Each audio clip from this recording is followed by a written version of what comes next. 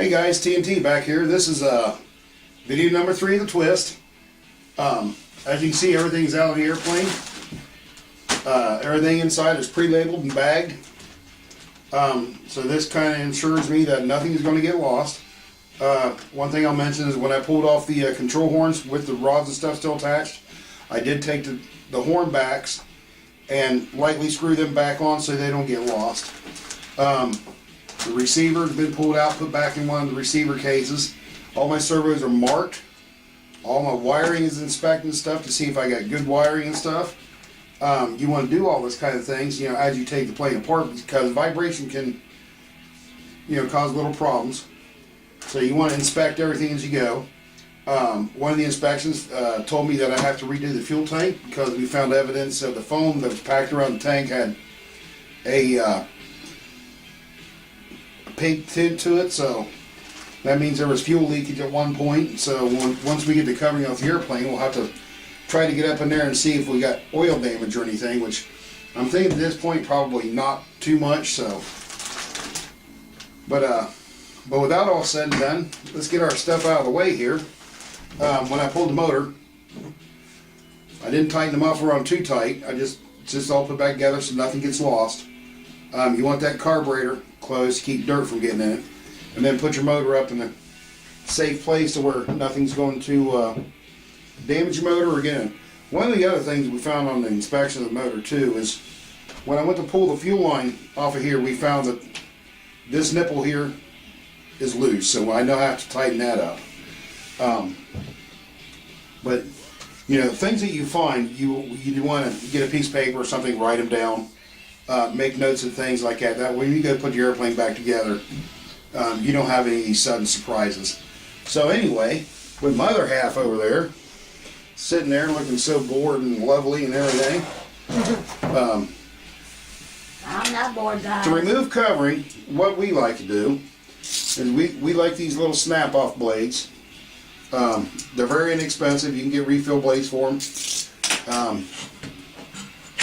I like an implement such, this is a 6-inch machinist ruler, and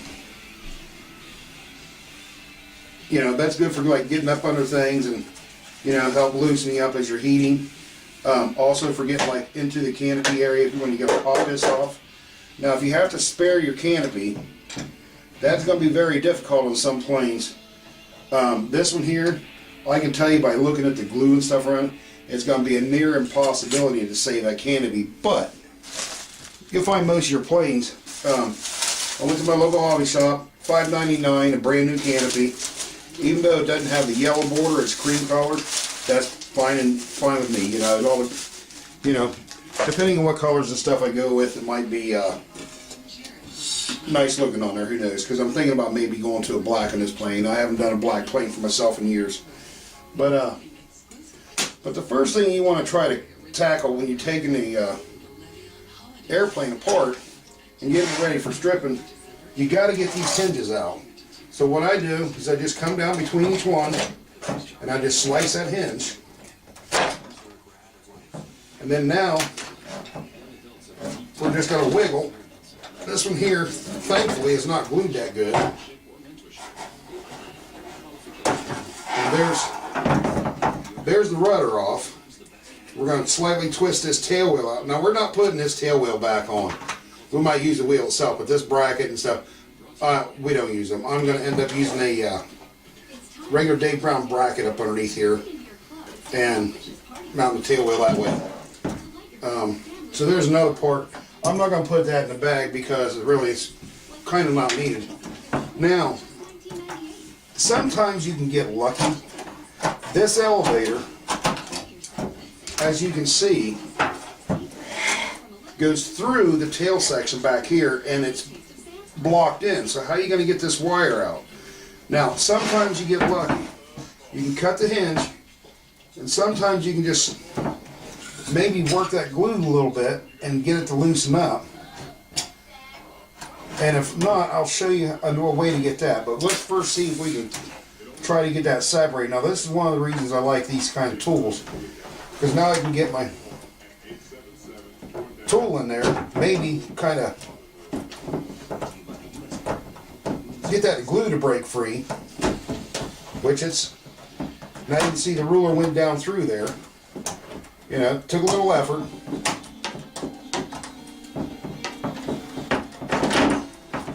Yeah, it's noisy when you do stuff like this. Now you can see the elevator's loose on this side. But now I want to try to work at it a little bit, maybe get that glue to free up. And it looks like we're going to get very lucky. Yes, we are. So just gently twist and pull. And just bring that thing right out of there. Well, that wasn't too bad. I've had to do a lot worse, she can tell you that. So there's one elevator off. Now let's turn this model around here.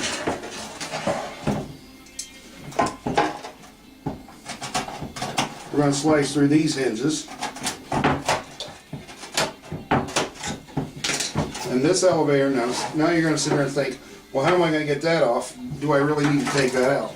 Sometimes you can work at where you can get that bend to come through, but in this case you're not going to be able to because of that. So we're going to have to, again, try to get this glue separated.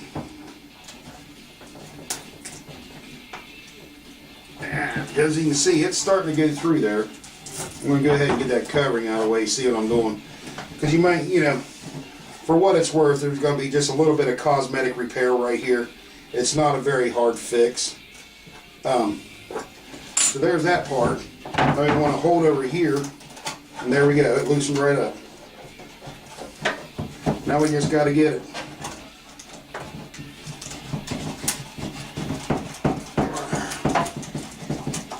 Get that side pulled off. It takes a little effort. Just twist and pull. Don't try to pull real hard. Just let it work its way out. And there you go. That part is out of there. But we're still left with one problem. Getting this rod outside the fuselage. I'm going to have her tell me if I'm in the frame or not. Can you see that all right? Yeah, you good. Okay. Sometimes, now when you go in this direction with that flat to the to the stabilizer, it won't come out. Sometimes you can turn that 90 and just work it a little bit and it'll come out. But this case is not going to do that. It doesn't appear. There we go. And there's the connecting elevator connector. We got that out of there. Now this you want to just clean up. You can either just scrape it with a knife. You know, it's just metal. You know, just get that glue scraped off there. We'll do that at a later point in time. Yeah, but that's ready to be bagged up. So let me set my example here. We're just going to get our bag.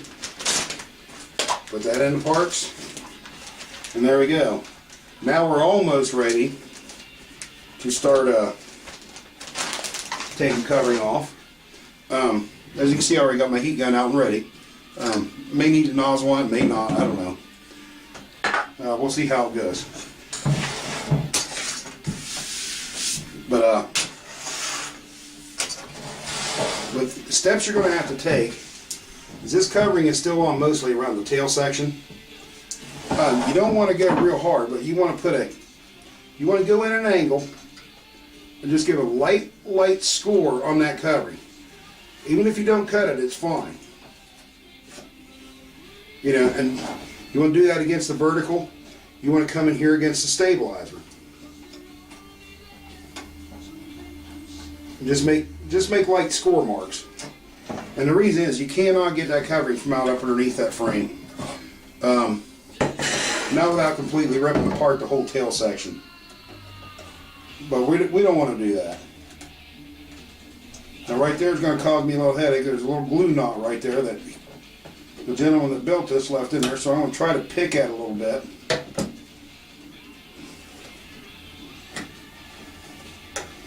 We're going to get down there and put a score on that covering. And against this stabilizer, we're going to score that again. But this is on the other side. Now, if you remember, he put a patch on this thing up underneath. Now, I don't know what's going to happen on that side, but there's a lot of glue on this side, so you want to try to get in there as best you can. Now the one thing you can say, if it's epoxied in, when you apply heat to that, that will kind of get rubbery, and you can sometimes get it to pick up a little bit, get a pair of needle nose pliers or something, and actually peel some of that off. But one more step before we start stripping covering. Let me set my heat gun off to the side here. Now we're going to pull this canopy off. Now if you must spare the canopy and you haven't been able to get one, or find something that will fit it and look right, you can take something like this tool, and it's going to take, you got to take your time to do this. Well, it's brittle, so, but you got to work up underneath here and just slowly work all the way around that canopy until you can get that thing to come off. But in this case, we're not saving it, so we're able to just take and just run up underneath there. We're just going to pop this sucker up off of there. It don't matter about how it looks now, because let's see, we're free up here, yeah. So we're going to bring this thing on around. We're going to just kind of work it in little sections like that if you have to save it. But since this don't have to be saved, we're just going to rip this thing off of there. Now it should just come off just like that. And even though I just really didn't care about the canopy, if you really look at it hard enough, it is reusable, but with the way this guy's got it glued on, it's going to take a lot of work to clean that edge and everything off, but we don't need it. We got a new one, so we're all set on that. So I can go right in file 13 there. Now, are we ready to remove covering? Well, yeah, we can. But first we want to get Tigger out so we can get him set up and, you know, back in here when we're done. So we're going to try to pry him out gently. Everybody calls him Tigger. One of my friends, he's got a little boy, he's about 5.5 years old, very autistic, and every time he sees a plane, all he can say is Tigger. And when he starts talking about Tigger, he wants to see it fly. You know, because that's what he relates it to. Now we got them all peeled off there, and never knew this until I took him out, but he's got them opened up and stuff there, so we'll probably end up sewing that a little bit to get him back in the airplane. But now we're going to have her put him up someplace to where he won't get damaged, because I think it's kind of nostalgic to put things back into where they were, you know. And we'll do a little reforming and stuff to the ears and stuff and get him back in there. But now we're ready to get this thing down to wood. This is one of her favorite things to do, one of my favorite things to do. You don't have to worry about cutting this stuff off. You don't have to, you don't want to just do like that and rip and tear. The Mylar come off, the glue is still on, now we have a problem.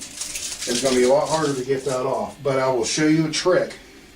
I think it's on my Cessna 310 video where I seen a guy do a trick, and ever since then I just thought it was the way to go. But that's with the tape. But you want to get your heat gun now.